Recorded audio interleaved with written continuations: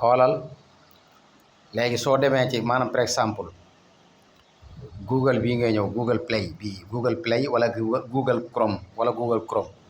wala Google Play bii da nga ko gis nga tàppe ci daati ñëw recherche waaw boo ñëwee recherche après nga bind IPTV nga bind fii IPTV léegi su ko defee nga enregistré voilà nga ñëw nga défilé nga wàcc ne défilé nga dem voilà gis nga léegi xoolal fii APK bi la APK bi voilà léegi xoolal APK boo xam ne da nga koy bàyyi da ngay ñëw fii pro IPTV Smart Pro IPTV Smart Pro bi moom ngay bës boo ko bësee nga xaar wala xam nga bës nga ko nga ñëw fii nag première bi downline nga bës nga xaar tuuti voilà gis nga ko Smart Pro bi laa soxla man bii ngay installé léegi su ko ñëwee première installation baa ngi nii première installation bi nga bës mu romb après nga dem ci deuxième bi nga yëg dem ci deuxième bi voilà bii moo koy installé pour mu wàcc ci télé bi nga bës gis nga soo bësee bu dee ci téléphone moom day feeñ nii day feeñ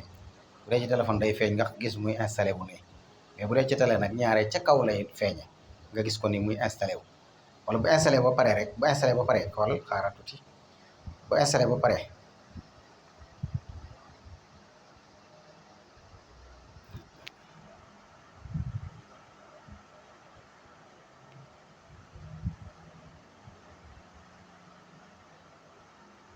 gis nga bu installé ba pare da ngay ñëw tapé bës xaw mu ñëw mu ne la installé nga installé gis nga installé ko ci téléphone bi gis nga ko installé wu na